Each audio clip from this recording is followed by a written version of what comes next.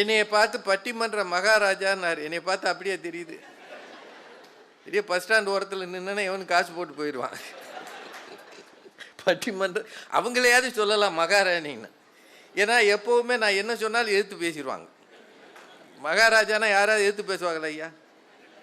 சொல்லுங்கள், நீங்களே சொல்லுங்கள். மகாராஜா சொல்லுங்க எவனா எதிர்ப்பானா? எதிர்த்தானா அவன் இருக்க முடியுமா? ஆனால் என்னை தொடர்ந்து எதிர்த்து பேசுகிற ஒருத்தரை மேடையில் வச்சுக்கிட்டே என்னை மகாராஜான்னு சொல்ல டாக்டருக்கு மட்டும்தான் தைரியம் இருக்கும். அதனால் அப்படி ஒரு பட்டம் கொடுத்ததுக்காக அவருக்கு பெரிய நன்றி. அவர் சொன்னார், சாலமன் பாப்பையாவின் அருள் பெற்றுனார். அது என்ன சாதாரண வேலையா? 16 வருஷம் அவருக்கு பை தூக்கிட்டு திரிஞ்சேன். ஆமாங்க, ஜோக் இல்லை, அது அவர்கிட்டயே கேளுங்க. 76ஆம் ஆண்டிலிருந்து அவர் எங்கெங்கே பேச போகிறாரோ கூடயே போவேன். அப்போல்லாம் எனக்கு வேறு பொழுதுபோக்கு கிடையாதுங்க. அந்த காலத்தில் மொபைல் கிடையாது, டிவி கிடையாது, ஒன்றும் கிடையாது. எனக்கு கொஞ்சம் கேட்குற ஆசை உண்டு. யாராவது நல்லா பேசுனா கேட்பேன். பெரிய பெரிய அறிஞர்கள், குன்றக்குடி அடிகளார், அந்த காலத்தில் இருந்த பெரிய பெரிய பேச்சாளர்கள் எல்லாம் ஐயா கூட பேசுவாங்க. நானும் போய் கேட்பேன்.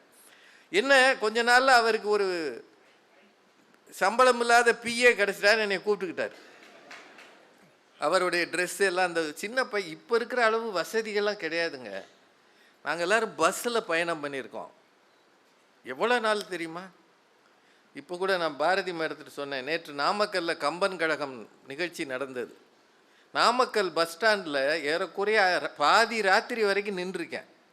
நாமக்கல் பஸ் ஸ்டாண்டில் இந்த மாதிரி எடை ஊர்களில் நின்னீங்கன்னா ஊருக்கு போகவே முடியாது. ஏன்னா நாமக்கல்லேருந்து பஸ்ஸு கிளம்பாது. ஒன்று ஈரோட்டிலேருந்து வரும் அல்லது சேலத்துலேருந்து வரும்.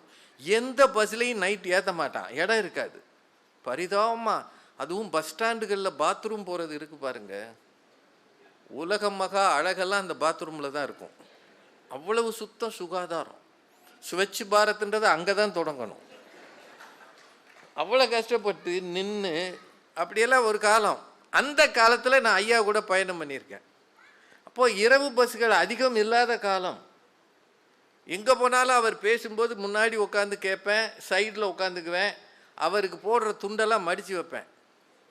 ஏன்னா அதை கொண்டு போயிடுவாங்க. ஆமாங்க, விளையாட்டு இல்லை. நம்ம மேடையில் போடுற துண்டு இருக்குல்ல, அதை எடுத்துகிட்டு போகிறதுக்குன்னு மேடையிலே சில வில்லன்கள் இருப்பாங்க. சார் இதை மடித்து தரேனும், அதுக்கப்புறம் அந்த ஆளை பார்க்கவே முடியாது. எங்கே மடித்தா எங்கே போச்சு தெரியாது. இதுக்காக இதை பத்திரம் பண்ணுற வேலையை நான் பண்ணுவேன்.